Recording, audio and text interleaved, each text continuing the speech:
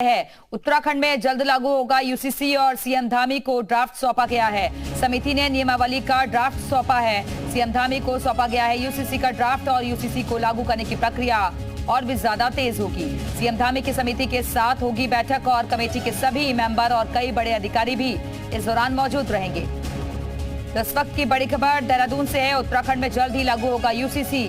CM Dhami को draft सौंपा गया है। समिति ने नियमावली का ड्राफ्ट सौंपा है और अब से थोड़ी देर में सचिवालय में बैठक भी बुलाई गई है। सीएम धामी को यूसीसी का ड्राफ्ट सौंप दिया गया है और अब माना जा रहा है कि जल्द ही यूसीसी को लागू करने की प्रक्रिया भी तेज हो जाएगी। सीएम धामी की समिति के साथ आज बैठक भी होगी। दोपहर 1 बजे का वक्त तय किया गया है इस मीटिंग के लिए। कमेटी के सभी मेंबर और कई बड़े अधिकारी भी इस दौरान मौजूद रहेंगे।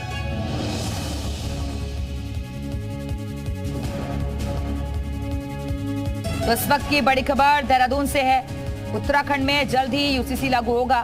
हालांकि इस पर राजनीति भी देखी जा रही है। एक पक्ष को, एक विशेष समुदाय को टारगेट करने की कोशिश के चलते भी इसे माना जा रहा है, लेकिन सरकार का तर्क है कि इससे प्रदेश वासियों को फायदा होगा। उत्तराखंड में जल्द ही यूसीसी लागू होगा। सीएम धामी को ड्राफ्ट सौंप दिया गया है। बड़ी अपडेट मिल रही है।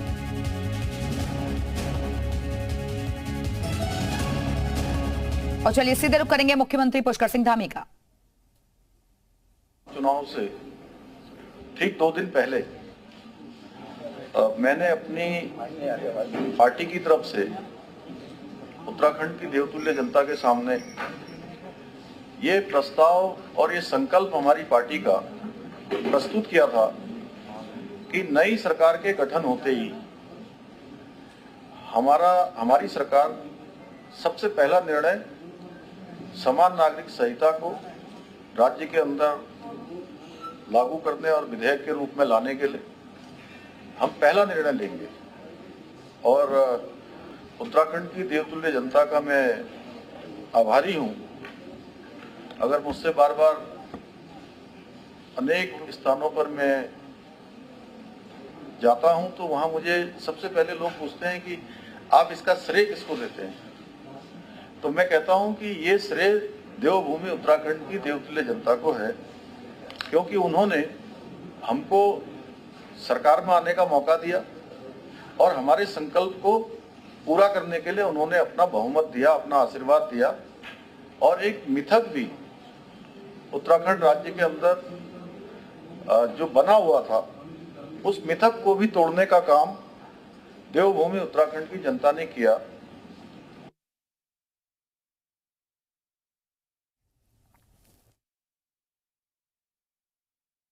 वो परिपाटी को बदल दिया और हमने भी जो संकल्प लिया था, देवभूमि ने जिस काम के लिए हमको मौका दिया था, हमने वो काम सबसे पहले ही कैबिनेट में यही निर्णय लिया कि हम इसको लागू करने के लिए एक विशेषज्ञ समिति की कमेटी बनाएंगे और सेवानिवृत्त न्यायाधीश रंजना प्रकाश देसाई जी की अध्यक्षता में हमने कमेटी बनाई थी।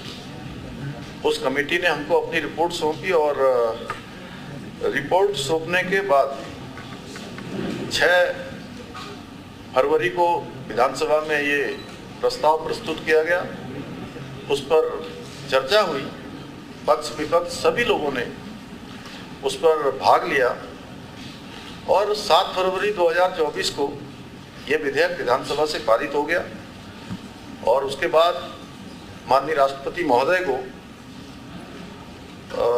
उनकी सहमति के लिए इसको उनको प्रेषित किया गया, वहाँ भेजा गया। और 12 मार्च 2024 को ये अधिनियम माननीय राष्ट्रपति महोदया की स्वीकृति के बाद पारित हो गया।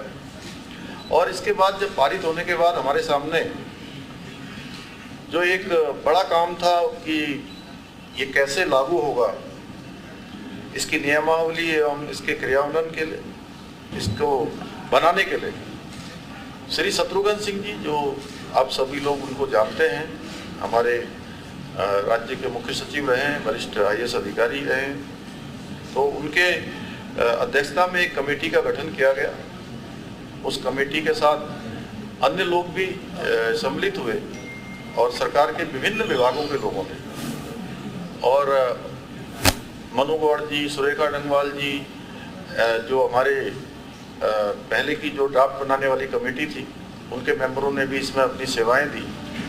इसके साथ साथ हमारे अधिकारीगणों ने भी, हमारे कर्मचारियों ने, अनेक विद्यार्थियों ने भी, जिनको आप देख रहे होंगे, क्योंकि यहाँ पर कुछ लोग आए थे और कुछ लोग नहीं आ पाए, तो इसको बनाने में रात दिन का प्रयास किया। अथक प्रयास करने के बाद आज ये 18 अक्टूबर को ये नियमावली आप सबके सामने ही हम लोगों को मिल गई है, मुझे दे दी है उन्होंने, सरकार को मिल गई है। और इस नियमावली में मुख्य रूप से 4 भाग हैं। इसमें विवाह है एवं विवाह विच्छेद, लिव इन रिलेशनशिप, जन्म एवं मृत्यु पंजीकरण और उत्तराधिकार संबंधी नियमों के पंजीकरण संबंधी जो प्रक्रियाएं हैं उल्लेखित हैं इसमें। और जल्दी ही हम इसमें मंत्रिमंडल की बैठक करेंगे और मंत्रिमंडल की बैठक में ये तय करेंगे कि हमारी क्या तिथि होगी, और इस एक्ट को प्रभावी रूप से लागू करने के लिए हमें हमारे जो अधिकारीगण हैं, कर्मचारीगण हैं, उनको ट्रेनिंग की भी आवश्यकता होगी, प्रशिक्षण की भी आवश्यकता होगी, क्योंकि एक बड़ा काम है और सीधे सीधे हजारों लोग इस काम को क्रियान्वित करने में आगे काम करेंगे और वो हम जल्दी निर्णय लेंगे। और ये सब हम जो जन सामान्य है उनको तमाम कामों के लिए, जो आज अनेक दफ्तरों में जाना पड़ता है, उनको दफ्तरों में नहीं जाना पड़ेगा, उनको आसानी से घर बैठे ऐप के माध्यम से सारी सुविधाएं उनको प्राप्त होंगी, ऑनलाइन माध्यम से प्राप्त होंगी। और इसके लिए एक मोबाइल ऐप भी तैयार किया गया है, उसको भी जल्दी में चलन में लाएंगे। कुल मिलाकर ये है कि ये जैसा विधेयक जिस दिन पारित हुआ था उस दिन भी मैंने कहा था, आज फिर कह रहा हूँ कि सबको समानता मिले, सबको एक समान न्याय मिले, और विशेषकर हमारी जो महिलाएं हैं उनके सशक्तिकरण की और सुरक्षा के लिए दोनों को विशेष रूप से ध्यान में रख के ये विधेयक बना है। और जल्दी ही ये विधेयक कार्य रूप में, क्रियान्वयन में आने वाला है। तो आप सबका, क्योंकि लगातार आप सब लोग पहले दिन से इसके साक्षी रहे हैं और अब कुछ ही समय बचा है जब हम इसको धरातल पर उतारेंगे और देवभूमि उत्तराखंड को देश की आज़ादी के बाद ये पहला देश का हमारा राज्य बन जाएगा, जिसको ये गौरव प्राप्त होगा कि यहाँ पर समान नागरिक संहिता का विधेयक लागू हो गया है। सर, राज्य स्थापना से पहले लागू हो जाएगा? अभी हम लोग मंत्रिमंडल की बैठक करने वाले हैं आज, चूँकि इसमें जो भी प्रावधान किए गए हैं इस एक्ट में उसको लागू करने के लिए, जैसा कि पहले ही बताया कि हम न्याय का, विधि का, इनका सबका परीक्षण करेंगे, मंत्रिमंडल में चर्चा करेंगे और उसके बाद जल्दी ही हम जो है इसकी तिथि का भी ऐलान कर देंगे।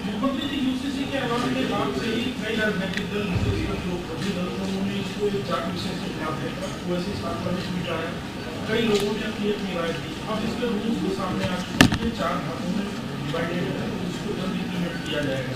तो क्या माना जाए कि ये जो सार्वभौमिक है उत्तराखंड देवभूमि की, आपने कहा था कि देश में पहला राज्य बनने जा रहा, तो क्या ये कोई नजीर बनने जा रहा है या उत्तराखंड ये करके साबित कर चुका कि देश में प्रयास किया जाए तो हो सकता है? देखिए, मैंने शुरुआत में ही कहा है कि ये किसी के लिए, किसी के भी खिलाफ नहीं है, किसी को टारगेट करके नहीं लाया गया है और ये सबकी समानता के लिए है। और जब हम विशेष जब हम